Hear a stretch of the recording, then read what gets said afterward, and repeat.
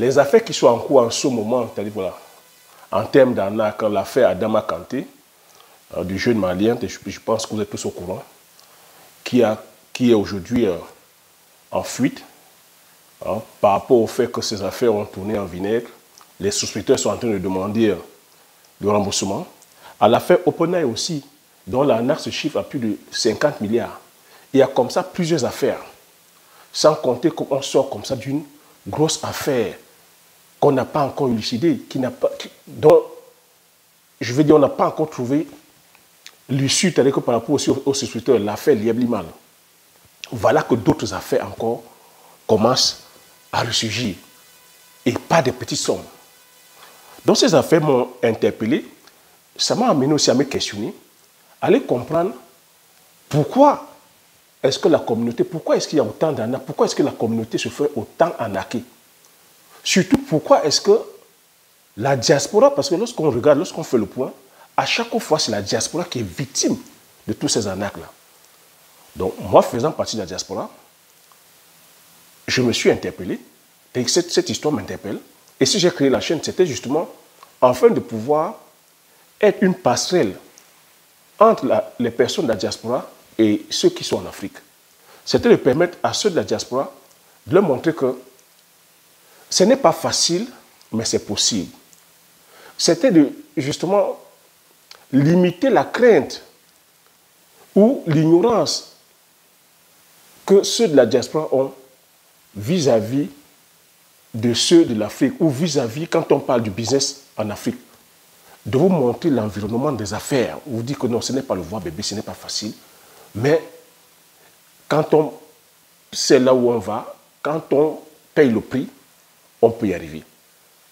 Quand on est sincère, on est honnête et qu'on, je veux dire, on est déterminé, on peut y arriver. Lorsqu'on est formé et qu'on sait de quoi on parle, on peut y arriver. Lorsqu'on a entouré les bonnes personnes, on peut y arriver. Donc, mon étonnement, que ne fut pas mon étonnement, lorsque je suis allé donc regarder, parce que vous savez, YouTube, il y a ce qu'on appelle le YouTube Studio. Lorsque je suis allé regarder les statistiques, les chiffres montrent qu'il n'y a que 17% de l'audience venant de la diaspora. 17%. Et cette audience-là vient de la France.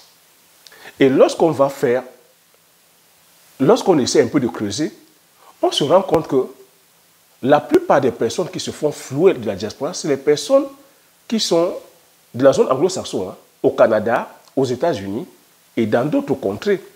Je ne suis pas en train de dire ici que les personnes qui sont en France ne se font pas arnaquer, mais la grosse majorité, c'est le Canada. C'est ce qui explique aussi un peu, tu vois, le fait que je sorte cette vidéo, afin de te dire, toi qui es de la diaspora, toi qui es ici en France, si tu as des personnes qui sont justement au Canada, aux États-Unis, lorsque tu as ma vidéo, partage cette vidéo, partage la vidéo à ces personnes, afin que ces personnes aussi puissent justement bénéficier de l'information que je donne. Ça fait 3 ans que je partage l'information ici de façon gratuite, où je partage les astuces, les techniques, comment éviter les arnaques. Donc, bonjour, permets-moi de me présenter. Si tu me découvres la première fois, je m'appelle Thierry Toukou. Sur la chaîne ici, je parle d'agriculture, je parle d'élevage, je parle d'entrepreneuriat, je parle d'investissement. Le but de la chaîne ici est afin de valoriser et vulgariser les produits africains. J'ai créé la chaîne, c'est afin de te partager mes astuces, business, de partager mon mindset, afin de te dire, dans tes réalisations, soit dans tes futures réalisations. C'est les thématiques qui te parlent. N'hésite pas à t'abonner en appuyant sur le petit bouton rouge, en validant la cloche, afin de ne pas manquer plusieurs vidéos que je diffuse sur la chaîne afin de t'aider. Si tu l'as aussi fait, je te dis merci. Donc, je suis donc en train d'expliquer mon étonnement pour une chaîne qui se veut de contribuer, d'impacter, d'apporter de la valeur à la diaspora. Je me rends compte que nous ne sommes pas de masse. Et je dis aussi merci aux 83% des personnes résidant sur le continent qui suivent la chaîne. Parce que le but aussi de la chaîne ici, c'est d'éduquer la communauté. Je dis merci à vous qui partagez les vidéos, merci à vous qui suivez la chaîne. C'est vous qui faites la chaîne, c'est vous qui faites en sorte que la chaîne grandisse. Moi, j'ai de la valeur à apporter, j'ai de la valeur ajoutée, mais c'est vous qui faites en sorte que la chaîne grandisse. Donc, cette vidéo, c'est de venir interpeller la diaspora. Interpeller cette partie de la diaspora qui, justement, n'est pas en train de bénéficier de la valeur que j'apporte depuis 3 ans. Merci pour les 17% qui suivent la communauté, qui suivent la chaîne. Et c'est pour ça aussi que je me rends compte que les 17%, ceux de la diaspora qui sont ici, c'est les personnes qui ont la main dans le cambouis. J'ai parmi les personnes qui me suivent, déjà les agriculteurs, j'ai des entrepreneurs, j'ai des investisseurs. Donc je dis aux restants qui sont encore, comme j'ai coutume à dire, qui suivent plutôt la lumière. Et je vous demande de vous arrimer parce qu'à chaque fois que j'entends les chiffres d'arnaque, ça me donne l'impression comme quoi je ne suis pas en train de faire mon boulot. Mais je sais aussi, pour ne pas vous accabler, je sais aussi que nous sommes ici sur une plateforme, c'est YouTube. Si beaucoup d'entre vous découvrez mes vidéos, ce n'est pas recommandation, c'est parce que YouTube a voulu que vous voyez ces vidéos-là. Je suis aussi conscient de cela. Je sais que la chaîne est en train de grandir. Mais vous savez que ceux qui sont justement, qui ont ces idées, c'est-à-dire que justement maléfiques, qui sont là, qui ont cet esprit d'arnaque, d'escroquerie, ils vont plus vite que ces plateformes-là. Eux, qu'est-ce qu'ils vont faire? Ils vont se mettre en avant en allant payer, en payant les places, les tribunes, les bandes passantes à la radio, à la télévision, en prenant autour d'eux les influenceurs, pas des moindres, en prenant autour d'eux les autorités, en allant, c'est-à-dire que poster leur société sur des avenues qui ont pignon sur rue. J'ai partagé avec vous que ça, c'est des stratégies marketing pour vous appâter, pour vous soutirer les sous. Parce que quand tu vas voir, qu'est-ce qu'on pose généralement comme question? Mais est-ce que vous avez vérifié? Mais oui, l'entreprise était bien là. L'entreprise avait pignon sur rue. C'était sur la belle avenue. Et ils payaient les impôts, il y avait les employés. Mais vous savez très bien que créer une entreprise, ça ne coûte rien. Aller positionner une entreprise sur une belle avenue, dès que tu payes ton loyer, c'est faisable. Hein? Mais eux, ils ont quoi? Avec l'idée de dire, c'est la maison, c'est un appart. Parce que quand tu verras cette adresse pignon sur rue, tu ne vas plus te poser les questions, tu prendras ton argent, tu vas donner. Mais est-ce que derrière cette personne, cette entreprise-là, rend le service ou fournit le produit? Ça, c'est la question. Parce qu'ils savent qu'ils sont là pour un laps de temps. C'est pour venir prendre et partir rapidement. Donc, j'interpelle la diaspora ici vraiment, ou j'interpelle la communauté, d'être vraiment très, très regardant, de se poser les questions, de se questionner, de ne pas toujours partir par rapport à la part de gain. Donc, mon plaidoyer ici, c'est d'interpeller encore la communauté, d'interpeller la diaspora. Je vous dis, je ne suis pas que là à vous dire comment est-ce qu'il faut faire, à vous donner les astuces à comment éviter les arnaques. Je vous propose aussi les solutions. La solution, aujourd'hui, on se doit d'aller plutôt créer des richesses. Les richesses endogènes. Vous voyez que vous faites tout flouer sur les cultures de saison, les cultures maraîchères. Vous faites tout flouer sur des produits dont vous n'avez pas la connaissance. Le pétrole. Est-ce que tu sais comment on extrait le pétrole? Vous faites flouer sur les produits tels que le diamant, l'or. Est-ce que tu sais comment on extrait l'or et le diamant? Vous faites flouer comme ça sur des produits. La crypto-monnaie, par exemple. Est-ce que tu sais comment gérer la crypto-monnaie? Une monnaie virtuelle qui est volatile? Donc, il va falloir que notre communauté aussi, qu'on essaye aussi un peu, je veux dire, de se questionner avant de se lancer. Moi, mon idée ici, je ne change pas d'un iota. J'ai dit, je véhicule mon message de façon authentique. Tu as vu, je pouvais aussi faire comme les Golden Boys. Hein.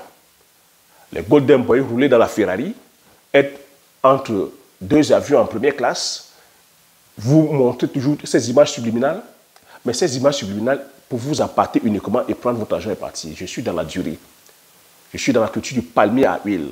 Nous sommes sur 30 hectares en production. C'est une culture pérenne qui va sur 80 ans. Sur 80 ans. Donc, tu ne peux pas fuir. J'ai investi sur la terre. Rien qu'en termes de foncier, la valeur est chiffre en milliards. Je suis sur la culture du poivrier. En production, c'est des cultures pérennes qui peuvent aller comme ça sur 100 ans. Donc tu vois que tu ne peux pas venir comme ça t'amuser.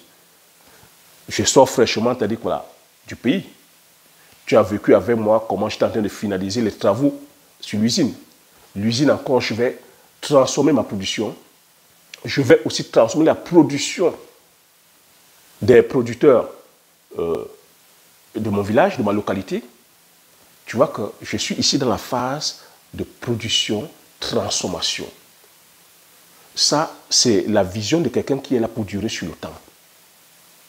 Donc, je t'offre cette opportunité. J'offre cette opportunité à la diaspora. N'allez plus faire ces business-là où on va toujours continuer à voir les poulets de chair. Je suis venu ici sur cette chaîne vous dire que vous devez d'abord de maîtriser le processus.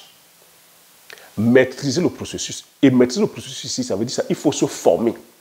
Donc, je mets à votre disposition la formation telle que sur la culture du poivrier, sur la culture du palmier à huile, sur la culture des arbres, de l'agroforesterie, le Njansan, le Bitakola, le Mpebe. Il va falloir se former. Et pour toutes ces formations-là, si vous êtes intéressé, vous verrez que sur la barre de description, le lien, vous vous inscrivez.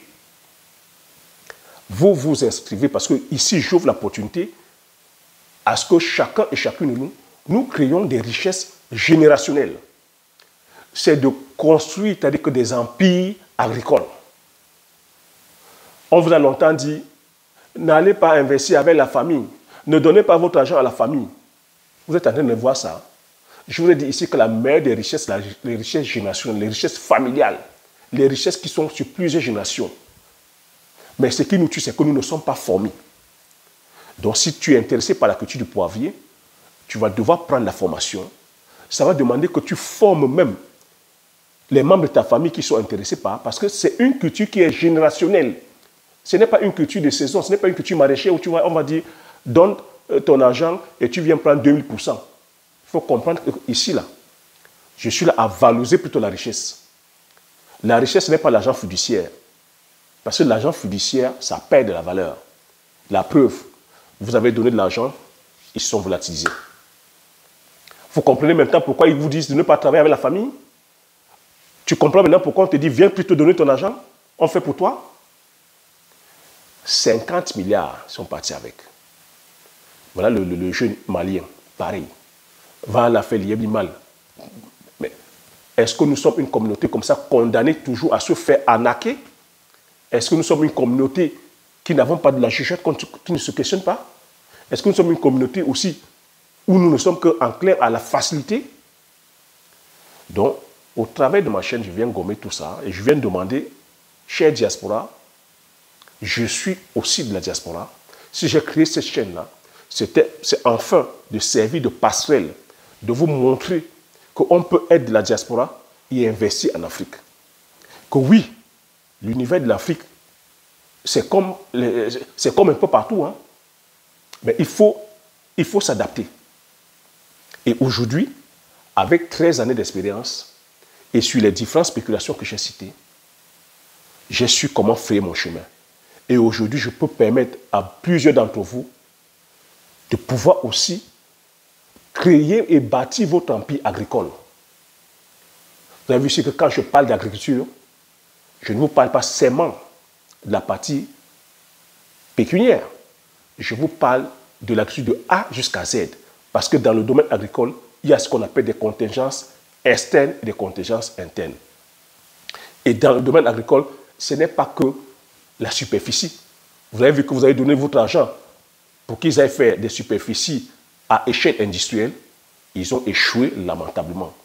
Et ce que je vous interpelle ici à chaque fois, que ce n'est pas la superficie. Parce que tant que vous ne détenez pas, vous ne contrôlez pas les fondamentaux que je partage tout le temps ici sur la chaîne, vous irez toujours à perte et fracas parce qu'on n'a pas le contrôle sur les intrants qui sont la sémence,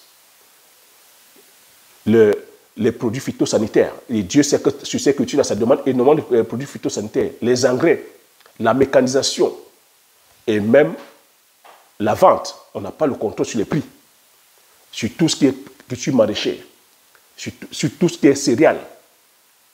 C'est pour ça que je valorise et je vulgarise aujourd'hui nos produits du terroir africain. parce que nous avons le contrôle sur les semences, nous avons le contrôle sur les prix. On se doit aujourd'hui de pouvoir aussi développer les chaînes de valeur afin de pouvoir détenir l'ensemble des richesses. Parce qu'aujourd'hui, si on veut devenir riche sur le plan individuel comme sur le plan collectif, on se doit de détenir l'ensemble de nos chaînes de valeur. On se doit de produire, transformer, créer la marque. Donc voilà ce que je voulais partager sur cette vidéo. Et de vous interpeller ceux qui sont en Afrique, interpeller ceux qui sont ici de la diaspora, qu'on se doit de se bouger, on se doit de plutôt de chercher la connaissance, on se doit de maîtriser le processus, on se doit de payer le prix afin de pouvoir payer tous les prix plus tard. On se doit aujourd'hui de créer plutôt et de bâtir des empires, de créer des richesses générationnelles. J'espère que vous avez aimé la vidéo. Si vous avez aimé la vidéo, laissez le pouce. Comme j'ai coutume à dire, l'information c'est la connaissance c'est la richesse. Une fois que vous avez ces informations, vous appliquez vos stratégies et vous passez l'action massivement afin d'impacter votre vie et impacter la vie de tous ceux qui vous entourent. Sur ce, je vous dis merci. À la prochaine vidéo. Ciao.